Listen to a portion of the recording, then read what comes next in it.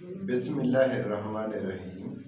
आज हम 9th class का एक्सरसाइज 1.1 के क्वेश्चन नंबर 2 और नेक्स्ट क्वेश्चन को स्टार्ट करना चाहते हैं। हम देखते हैं क्या है क्वेश्चन। क्वेश्चन नंबर 2 है, which of the following matrices are equal. कि ये कुछ क्वेश्चंस हैं, इनमें देखना है कि कौन से क्वेश्चन, कौन से मैट्रिसेस सेम है, इक्वल है।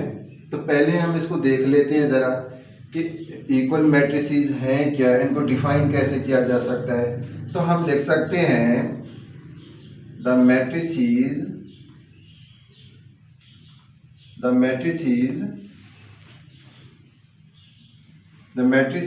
Those are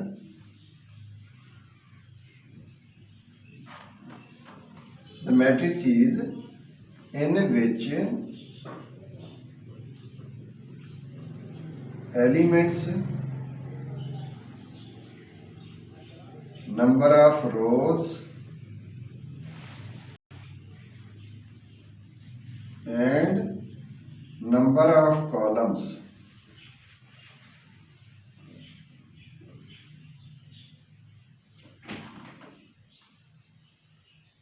are equal to each other.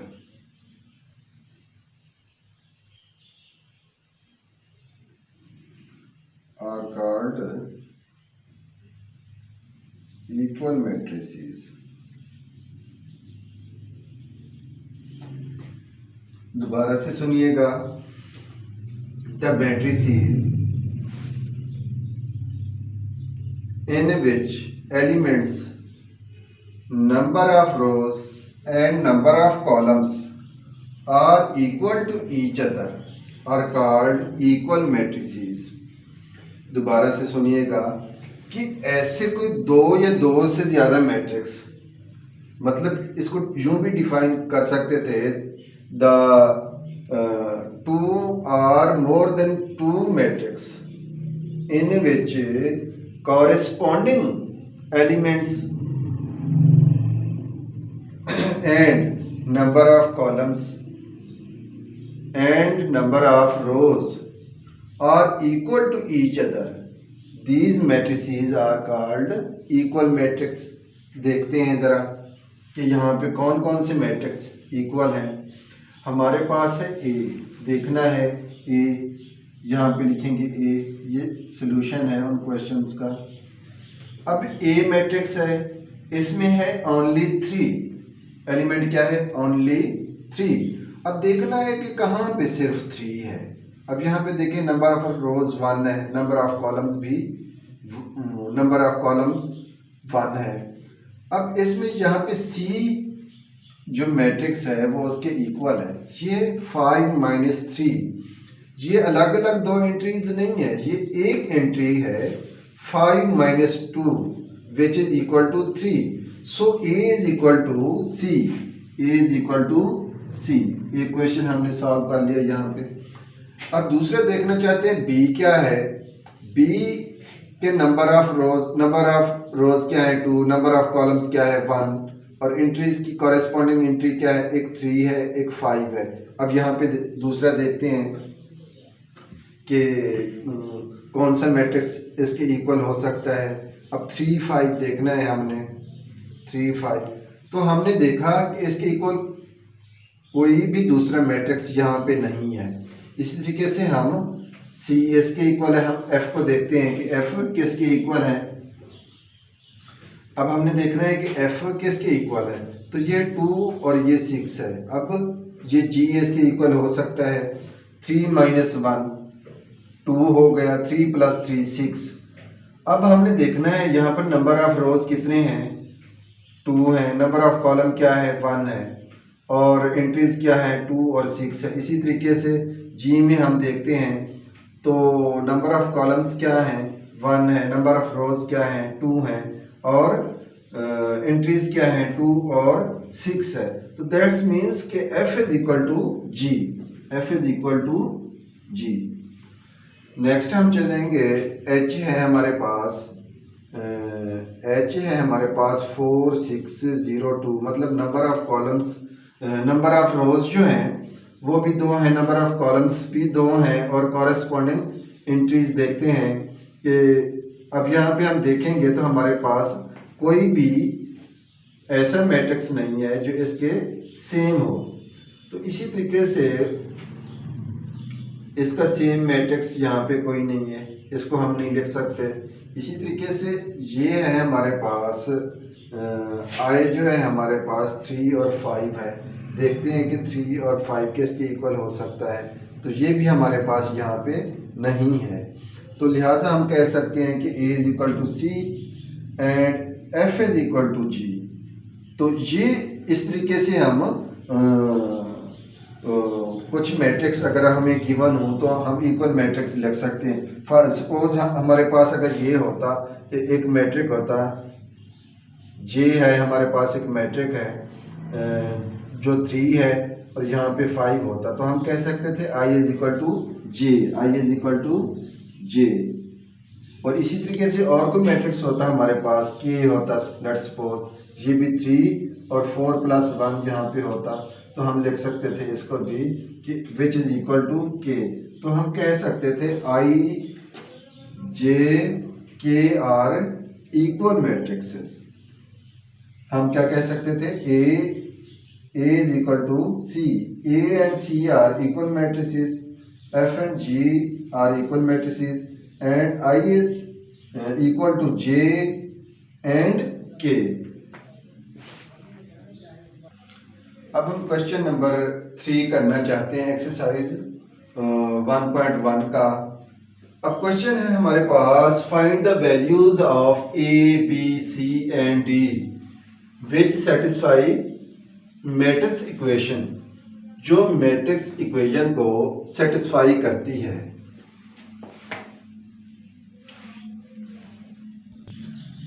Dear student, हम क्वेश्चन नंबर 3 सॉल्व कर रहे हैं एक्सरसाइज 1.1 का। तो हमारे पास एक मैट्रिक्स इक्वेशन है A plus C, A plus 2B, C minus 1, 4D minus 6 which is equal to this. अब हमने यहाँ पे क्या करना है, हमने कॉरेस्पॉन्डिंग एंट्रीज को इक्वल करना है। हमने क्या करना है, कॉरेस्पॉन्डिंग एंट्रीज को। कॉरेस्पॉन्डिंग एंट्रीज कौन सी हैं, मतलब ये फर्स्ट है तो यहाँ भी फर्स्ट है। अब यहाँ पे सेकंड रो, फर्स्ट रो की सेकंड एंट्री है तो हम सेकंड से करेंगे। इसी तरीके से फर्स्ट का जो है सेकंड रो का फर्स्ट एंट्री जो है इस फर्स्ट से करेंगे और इसको इससे करेंगे। इक्वेशंस बना लेते हैं हम यहाँ पे, AC इज इक्वल टू 0 और इसको कर लेते हैं C minus 1 which is equal to 3 and A plus 2B is equal to minus 7। अब इसको किससे करेंगे, इससे। अब इसी तरीके से 4D minus 6, 4D minus 6 which is equal to 2D। दोबारा से सुनिएगा, ये फर्स्ट को यहाँ फर्स्ट से इक्वल करेंगे और इस एंट्री को इसके साथ, फिर इस एंट्री को इसके साथ करेंगे, फिर इस एंट्री को इसके साथ करेंगे, इक्वल करेंगे। नाम दे देते हैं इनको, इक्वेशन नंबर 1, 2, 3, 4।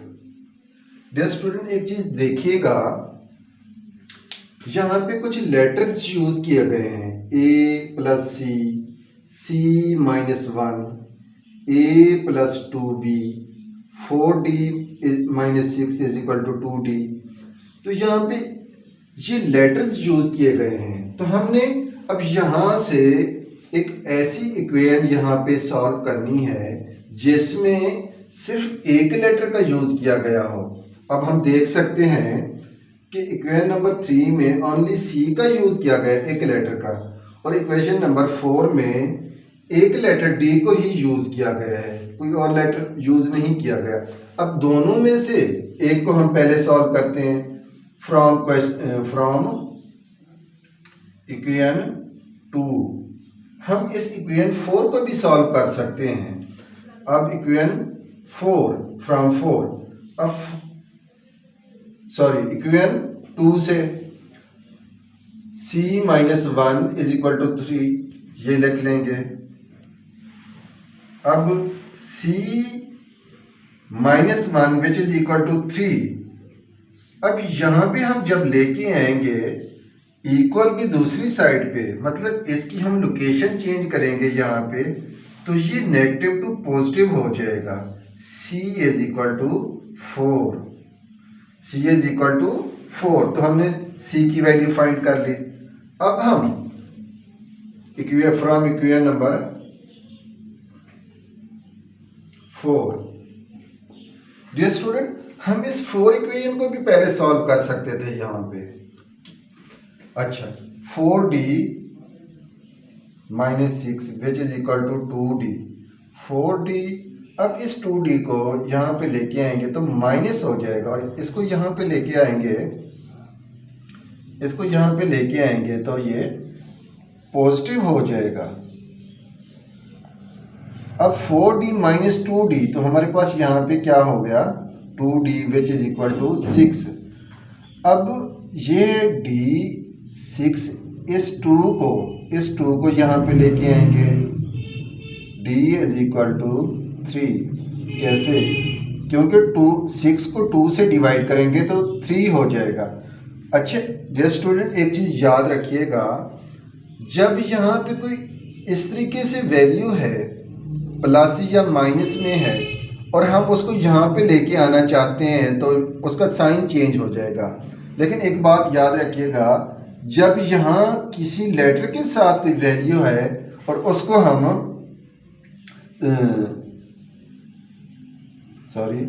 अब यहाँ पे देखिएगा, ये है 2d। अब इस 2d को जब हम यहाँ पे इसको स्पेयर करना चाहते हैं किसी भी लेटर को, तो अगर यहाँ इसके कोफिशिएंट के तौर पर आ रहा है तो वो दूसरी साइड पे डिनोमिनेटर के तौर पर आ जाएगा। तो ये हम 2 को यहाँ पे ले आए और 6 को 2 से डिवाइड किया तो ये हमारे पास इसका सोल्यूशन आया 3। अगर ये फर्ज करें कि ये होता d/2 होता और यहाँ पे 6 होता, फिर हम क्या कर सकते थे, फिर हम इस वैल्यू को यहाँ पे लेके जाते, फिर 12 बन जाता। चूंकि ये ऐसा नहीं है, क्योंकि ये है 2d, तो हम इसको 6, तो हम इसको जब यहाँ पे लेके आए तो d 6/2 हो जाएगा विच इज इक्वल टू 3। अगर ये भी हो सकता है कि 2d 6 और हम इसको स्पेयर करना चाहते हैं, क्योंकि अलग करना चाहते हैं, हम दोनों साइड से 2 से डिवाइड भी कर सकते हैं, तो ये 3 हो जाएगा और उसका आंसर भी सेम ही बनेगा। अब हमने 2 वैल्यूज फाइंड कर ली। अब हम एक वैल्यू फाइंड करना चाहते हैं फ्रॉम इक्वेशन 1। अब ये है हमारे पास a + c which is equal to 0। अब डियर स्टूडेंट देखिएगा, a + c which is equal to 0। अब हम a की वैल्यू फाइंड करना चाहते हैं, क्योंकि हम c की पहले ही ऑलरेडी ही वैल्यू फाइंड कर चुके हैं। अब a और c की जगह हमने ये वाली वैल्यू पुट करेंगे 4, तो ये 0, a इज इक्वल टू अब -4 हो जाएगा। ये क्या हो गया, -4, क्योंकि इस वैल्यू को हम यहाँ पे लेके आए हैं जिसका साइन चेंज हो गया। इसी तरीके से अब हम b फाइंड आउट करना चाहते हैं फ्रॉम इक्वेशन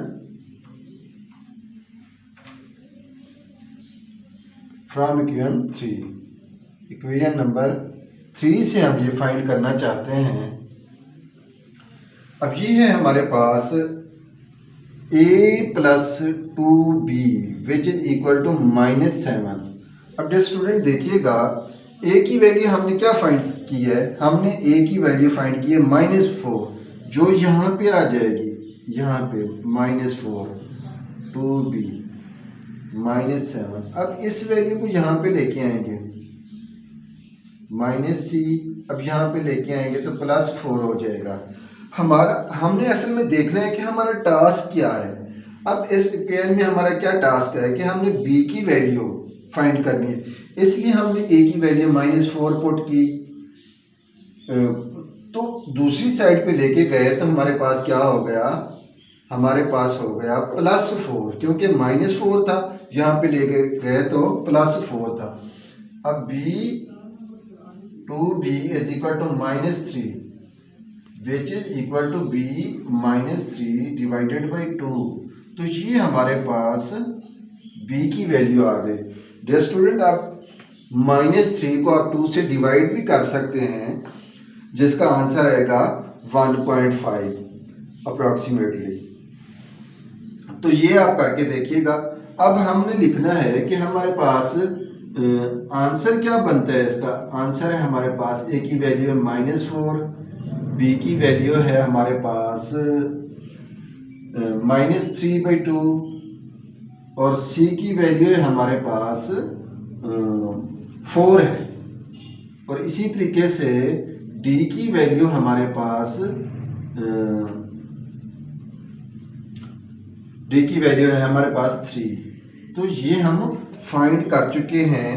ये 4 वैल्यूज हमने फाइंड करनी थी a, b, c and d की, और हमारे पास ये वाले मैट्रिसेस थे जिसको हम मैट्रिक्स इक्वेशन भी बोलते हैं।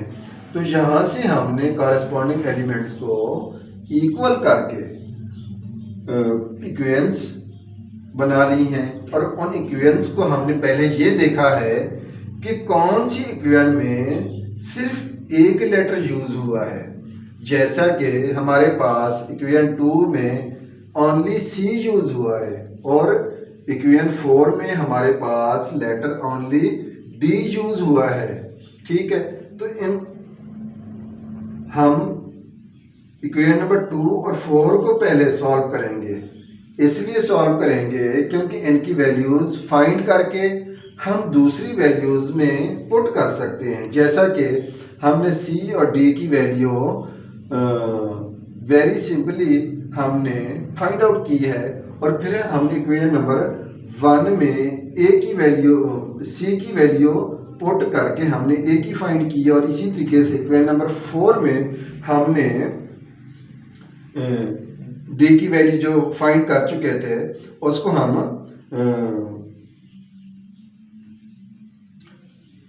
डी की वैल्यू हम फाइंड कर चुके हैं 3। इसी तरीके से हम इक्वेशन नंबर 3 में बी की वैल्यू फाइंड करना चाहते थे, और हमने ए की वैल्यू पुट करके वहाँ पे तो हमने बी की वैल्यू फाइंड आउट की है।